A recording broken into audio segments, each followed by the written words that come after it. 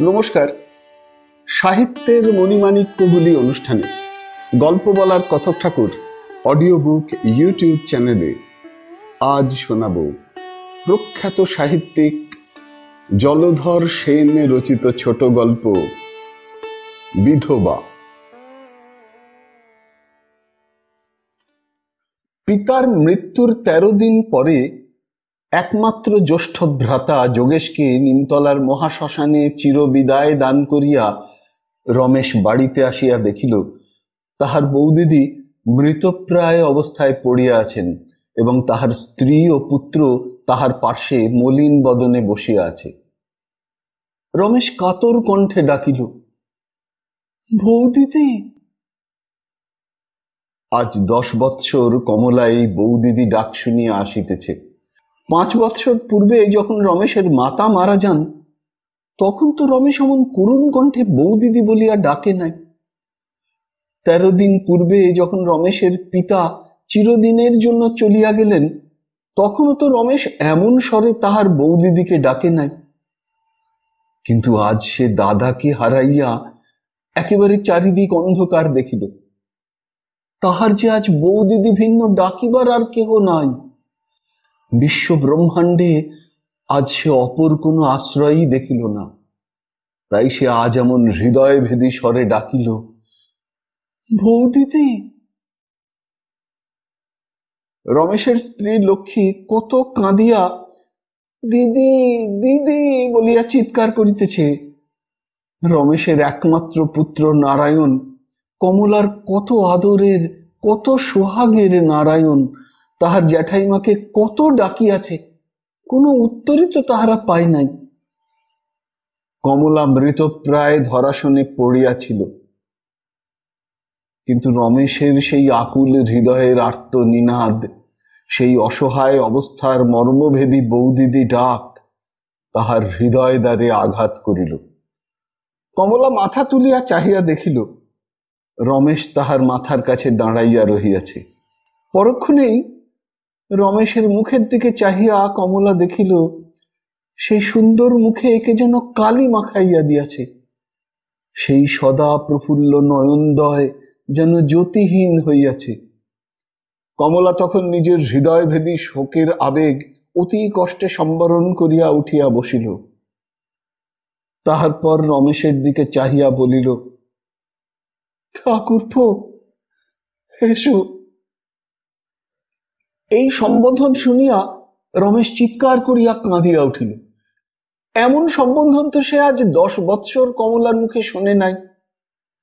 সে কমলার বড় আদরের হারাধন। বৌদিদি, আজ তোমার হারাধনকেও দাদার সঙ্গেই গঙ্গায় ভাসিয়ে দিয়ে এসেছি গো। রমেশ আর কিছু বলিতে পারিল না, আর দাঁড়াইয়া থাকিতেও পারিল না।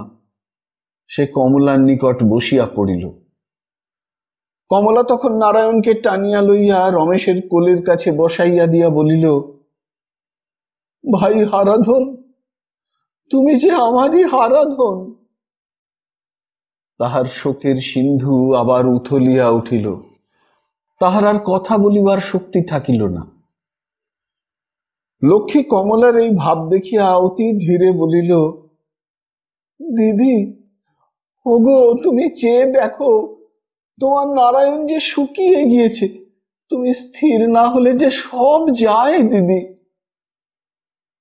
4 বৎসরের ছেলে এতক্ষণ কথা বলে নাই।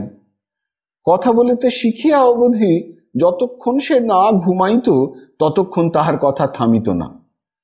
আজ এই সকল কান্নাকাটির মধ্যে এতক্ষণ তাহার বাক রোধ হইয়া গিয়াছিল। সে বোধহয় কথা খুঁজিয়া পাইতেছিল না।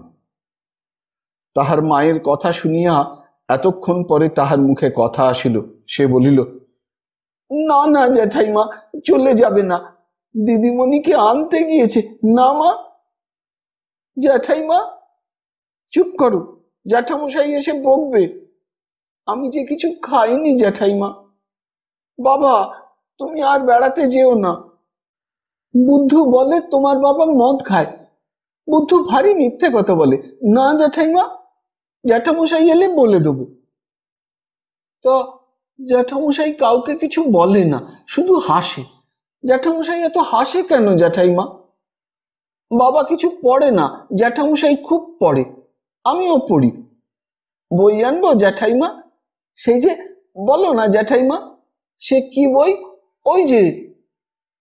নারায়ণের কথায় বাধা দিয়া লক্ষ্মী বলিল, নারায়ণ, চুপ করো বাবা, তোমার জ্যাঠাইমার যে অসুখ করেছে। এই কথা শুনিবা মাত্র নারায়ণ পিতার কোলের কাছ হইতে উঠিয়া কমলার নিকট আসিল এবং তাহার কপালে হাত দিয়া বলিল, ও গরম যে, জ্যাঠাইমা আজ তুমি কিচ্ছু খেতে পাবে না, জ্বর হয়েছে। বুদ্ধু, বুদ্ধু, জ্যাঠামশাইকে ডেকে আন, জ্যাঠাইমার যে জ্বর হয়েছে। তুমি শুয়ে থাকো জ্যাঠাইমা, বাবা আজ আর কোথাও যেও না। কমলা নারায়ণকে কোলের মধ্যে লইয়া বুকে চাপিয়া ধরিয়া বলিল, না বাবা, আমার জ্বর হয়নি, চলো তোমাকে খেতে দিই গে। আহা, বাবা আমার এতক্ষণ কিছুই খায় নাই। এই বলিয়া নারায়ণকে কোলে করিয়া কমলা ঘরের বাহির হইয়া গেল। রমেশ ও লক্ষ্মী বসিয়া রহিল। লক্ষ্মী বলিল, এখন উপায় কি হবে? এই সংসার কি করে চলবে? রমেশ বলিল, এতদিন তো তা ভাবিনি লক্ষ্মী। আমার উপর বাবা ছিলেন, দাদা ছিলেন, আমি কিছুই করিনি।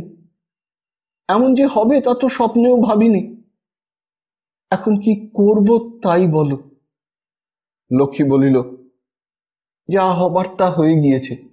এতদিন যেভাবে কাটিয়েছ তা সব ভুলে যাও।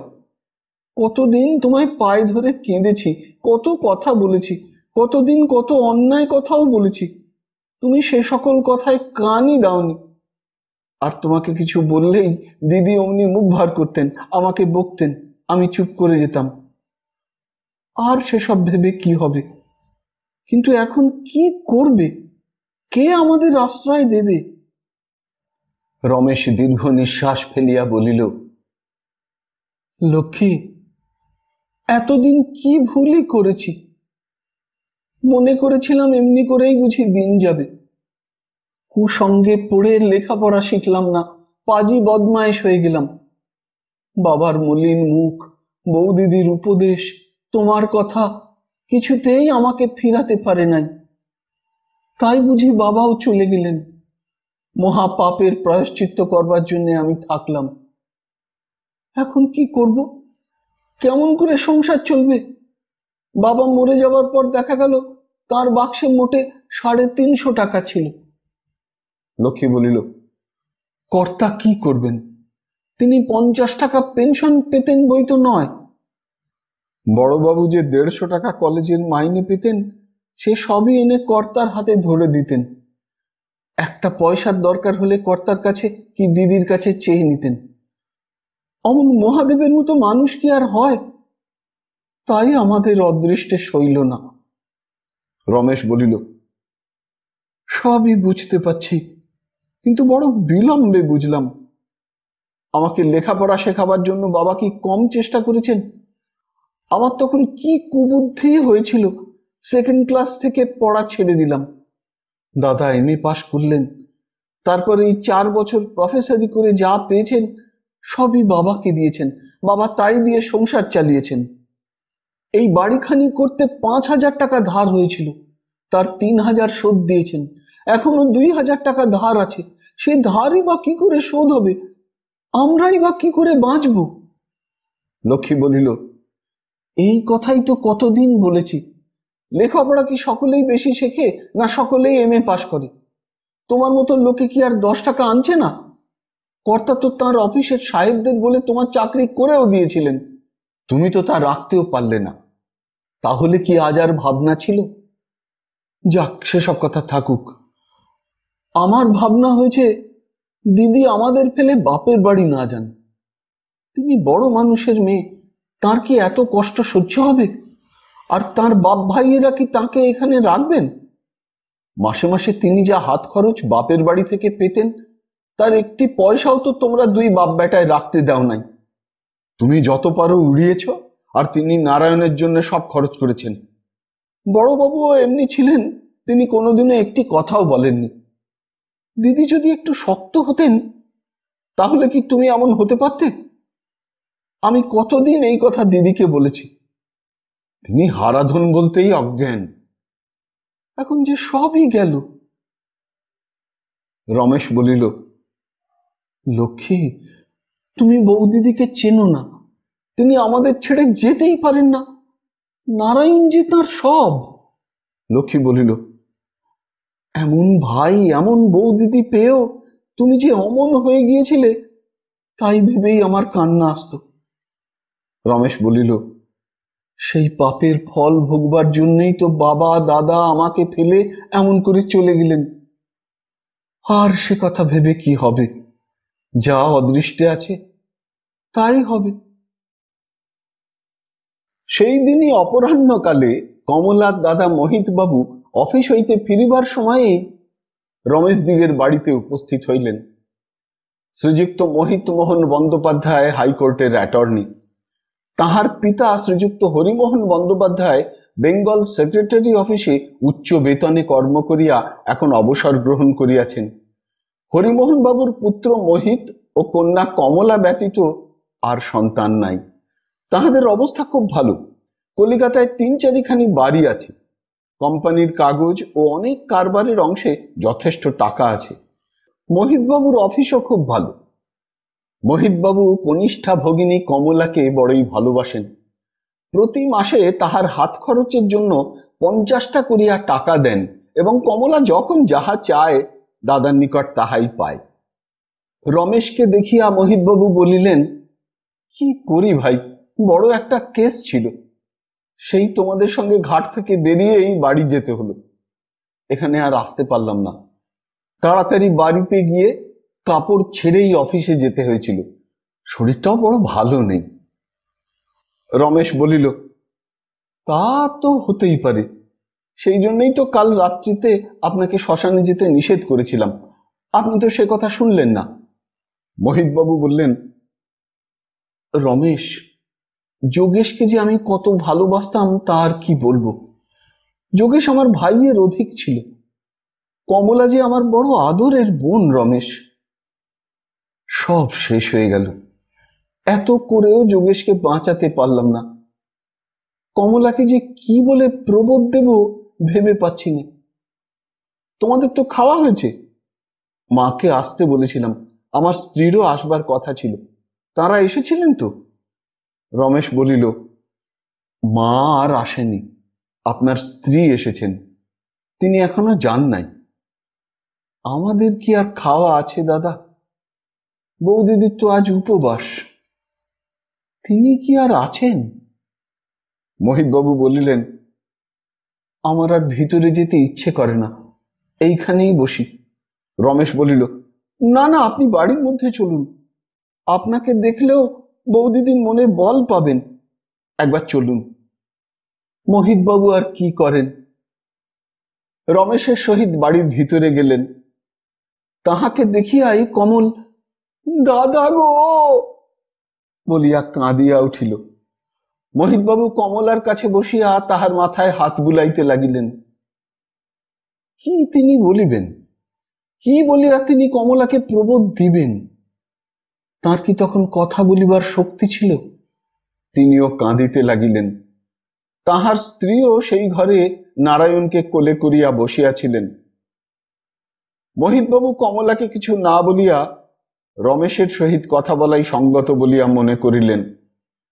তিনি অতি কাতর কণ্ঠে বলিলেন, রমেশ, এখন তো আর তোমার চুপ করে বসে থাকলে চলবে না। অবস্থা তো সবই জানতে পেরেছ। আমার মনে হয় রসিক মল্লিক বাকি 2000 টাকার জন্য 2-1 দিনের মধ্যেই তাগাদা করবে। আর কি সে টাকা ফেলে রাখতে চাইবে? কার ভরসায় বা ফেলে রাখবে? তার কি করা যায়? আর তোমাদেরই বা চলবার উপায় কি হবে? যোগেশ নেই বলে তো তোমাদের সঙ্গে আমাদের সম্বন্ধ উঠে যায় না, যাবেও না। রমেশ আর সে রমেশ নাই। এই বিপদে পড়িয়া 2 দিনের মধ্যে সে একেবারে সম্পূর্ণ পৃথক হইয়া গিয়াছে। সে বলিল, আমি তো সংসারের কিছুই বুঝি না মোহিত দাদা। এতদিন বাবা ছিলেন, দাদা ছিলেন, আমি কিছু ভাবিও নাই, কিছু করিও নাই, লেখাপড়াও জানি নে। আমি কি করব? আপনি এখন আমাদের একমাত্র আশ্রয় স্থান, আপনি আমাদের বন্ধু। আপনি যা বলবেন আমি তাই করব। মোহিতবাবু বলিলেন, আমি কাল রাত্রি থেকেই ভাবছি তোমাদের কি করা যায়। আমার পরামর্শ এই রমেশ, যে তুমি কাল থেকেই আমার অফিসে বেরুতে আরম্ভ করো। তোমার হাতের লেখা ভালো আছে, ওইটাই আমাদের কাজ চলে যাবে। এখন তোমাকে আমরা মাসে মাসে গোটা 30 টাকা দেব। তারপর মন দিয়ে ভালো করে কাজ করলে পরে মাইনে আরো বাড়বে। তারপর দেনার কথা। আমি বলি কি, তোমাদের আর এখন এত বড় বাড়ির দরকার কি? বাড়িটা তো নতুন বললেই হয়। অবশ্য এখন বেচলে তোমাদের যা খরচ হয়েছে তা উঠবে না। তবে আমি চেষ্টা করলে 14-15 হাজার টাকায় বাড়িটা বেচে দিতে পারবো। ধরো 14,000 টাকায় বাড়িটা বেচলে, তার থেকে 2,000 টাকা দেনা শোধ দিলে রইল 12,000 টাকা। ওই টাকা দিয়ে যদি মিউনিসিপাল ডিবেঞ্চার কি ওই রকম কিছু শেয়ার কেনা যায়, তাহলে যেমন করে হোক মাসে 70 টাকার সংস্থান আমি করে দিতে পারবো, এ ভরসা রাখি। তাহলে মাসে মাসে তোমার সব জড়িয়ে 100 টাকা আয় আপাতত হলো। একটা বাড়ি ভাড়া করে তুমি যদি তোমার স্ত্রী ও ছেলেকে নিয়ে থাকো, ওই টাকাতেই বেশ চলে যাবে। কমলা আমাদের কাছেই থাকবে। তারপর তোমার ছেলে যদি মানুষ হয়, তখন বাড়ি কিনতে কি বাড়ি করতে আর কতক্ষণ। আসল টাকা তো আর নষ্ট হচ্ছে না। আমার তো এই পরামর্শ, তুমি কি বলো? রমেশ বলিল, আমি আর কি বলবো, বৌদিদি যদি এই করতে বলেন তাই হবে। কমলা নীরবে দাদার কথা শুনিতেছিল। রমেশ যখন কমলার উপর ভার দিল, তখন সে বলিল, দাদা, তুমি ও কি কথা বলছো? আমাদের বাড়িখানি বিক্রয় করতে হবে? সে কিছুতেই হবে না দাদা, তা কিছুতেই পারবো না। এ বাড়ি কি ছাড়তে পারি? এ কি বাড়ি দাদা, এ যে আমার দেব মন্দির। তুমি তো আমাকে এই কথা শিখিয়ে দিয়েছিলে দাদা। তোমার কাছে উপদেশ পেয়েই তো আমি এ বাড়িকে স্বর্গ বলে মনে করে নিয়েছি। না দাদা, আমি যতদিন বেঁচে আছি ততদিন এ বাড়ি আমি ছাড়তে পারবো না। ভিক্ষে করে খেতে হয় তাও স্বীকার, তবুও এ বাড়ি দাদা, যে আমাদের বাড়ি, এ বাড়ির সত্তাতে যে তাকে দেখতে পাচ্ছি দাদা। না না, এমন কথা তুমি মনেও করো না। যদি না খেয়ে মরতে হয় তাতেও রাজি আছি। আমি এই বাড়ির মাটি কামড়ে পড়ে থাকবো। ওই উঠোনে দাদা, ওই উঠোনের ওইখানটায় আমি শেষ নিঃশ্বাস ফেলবো। তুমি তো আমাকে জানো দাদা। আর ধারের কথা বলছো, তোমরা তো আমাকে কত দিয়েছো। আমার 2-3খানি অলংকার বিক্রয় করলেই ও 2,000 টাকা ধার শোধ হয়ে যাবে। তারপর যা অদৃষ্টে থাকে তাই হবে। তুমি কিছু মনে করো না দাদা, আমি তোমাদের বাড়ি যেতে পারবো না, যাব না। আমি এই বাড়িতেই থাকবো। হারাধন ও নারায়ণকে ছেড়ে আমি কোথায় যাব? তিনি যে ওদের আমার হাতে। কমলা আর কথা বলিতে পারিল না, সে কাঁদিয়া উঠিল।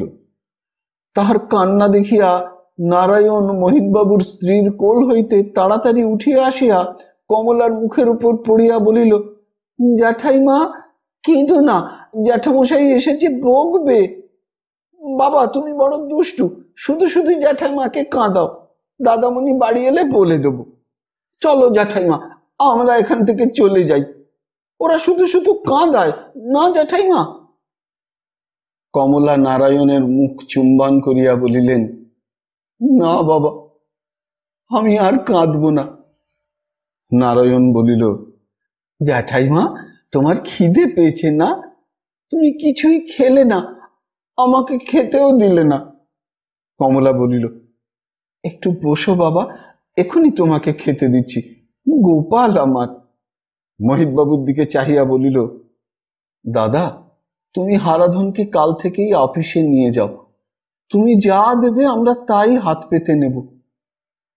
আর দেখো, কাল একবার তুমি এসো, তোমার হাতে গয়না দেব, তাই বেচে তুমি আমাদের ধারটা শোধ করে দিও। মোহিতবাবু বলিলেন, কমলা, তুই কি সব ভুলে গেলি বোন? তোর গয়না বিক্রি করে ধার শোধ দিতে হবে? ভগবান, এ কথাও আজ শুনতে হলো?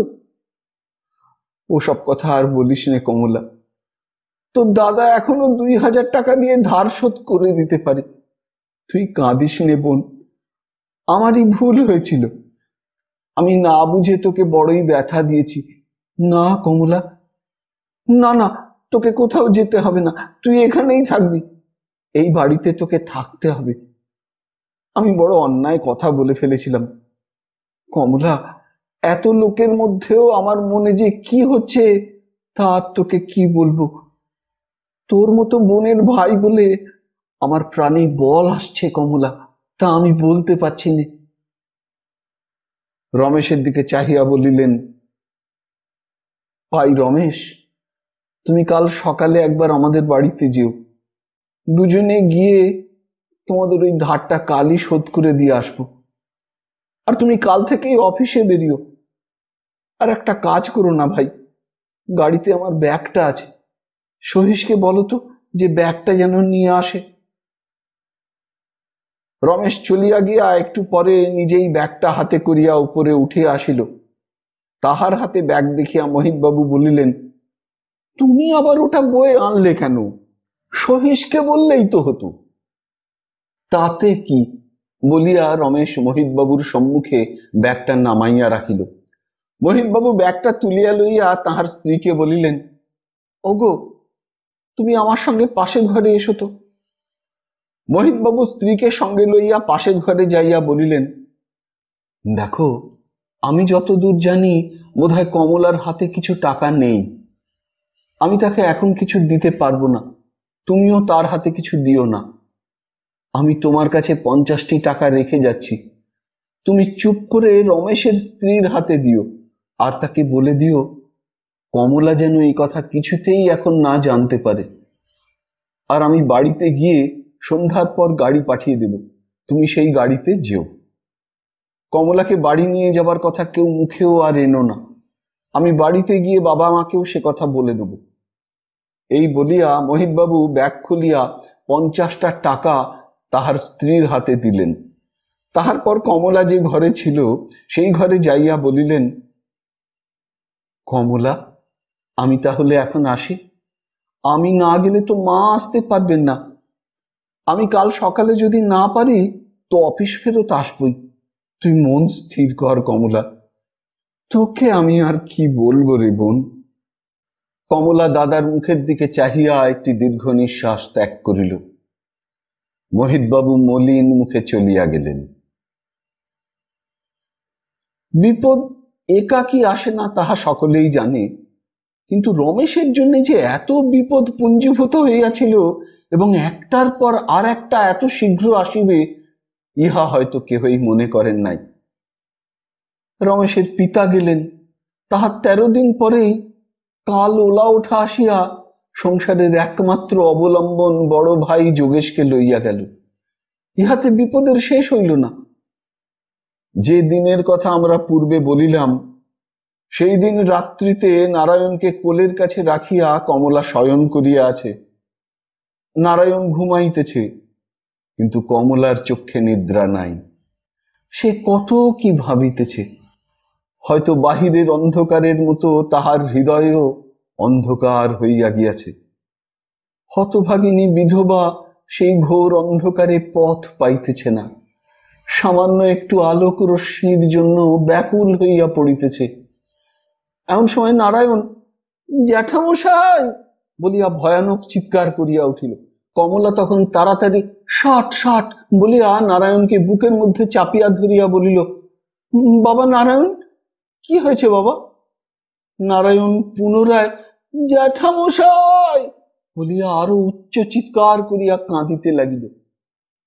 বাবা, বাবা নারায়ণ, কি হয়েছে বাবা? বলিয়া কমলা নারায়ণকে কোলে করিয়া উঠিয়া বসিল। ঘরে আলোক নাই, ঘোর অন্ধকার। নারায়ণের কি হইল বুঝিতে না পারিয়া কমলা তাহাকে কোলে করিয়া ঘরের বাহিরে আসিয়া পুনরায় ডাকিয়া বলিল, বাবা নারায়ণ। নারায়ণ তখনও কাঁপিতেছিল। তাহার সেই অবস্থা দেখিয়া কমলার ভয় হইল। সে তখন চিৎকার করিয়া ডাকিল, ও হারাধন, ও ছোট বউ, শিগগির উঠে এসো। তাহার সে কণ্ঠস্বর, আর্ত ভীত চিৎকার যে শুনিল সেই কাঁপিয়া উঠিল। লক্ষ্মী বলিল, দিদি, দিদি, কি হয়েছে? তুমি অমন করছো কেন?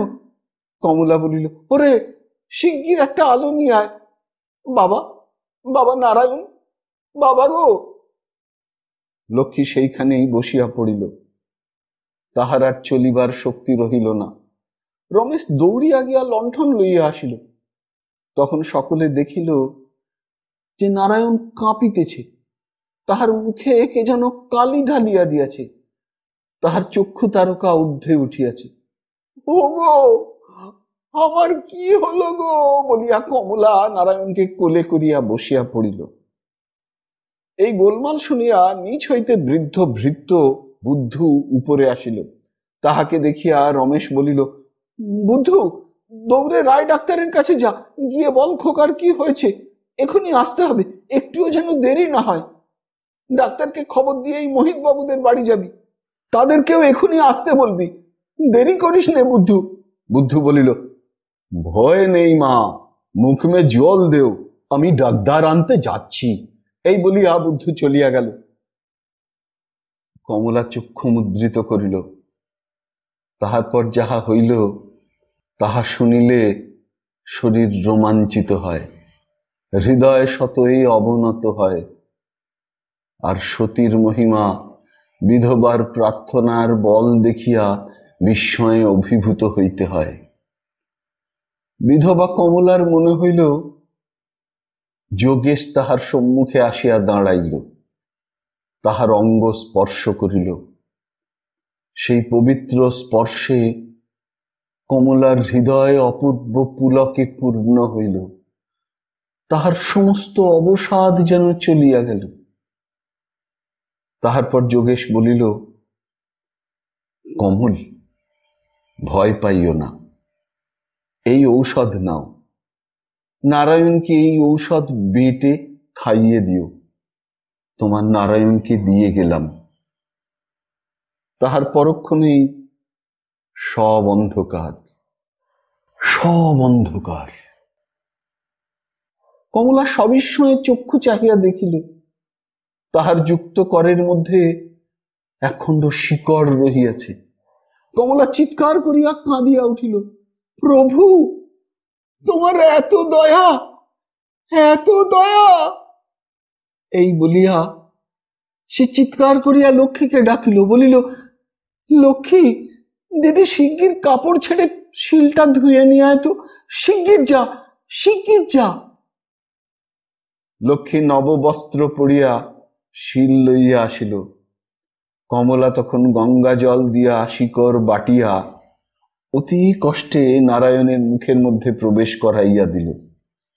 ডাক্তার আসিয়া কত নিষেধ করিতে লাগিল, সে কাহারও কথা শুনিল না। একটু পরেই নারায়ণ নিদ্রোত্থিতের ন্যায় পার্শ্ব পরিবর্তন করিয়া ডাকিল, জ্যাঠাইমা।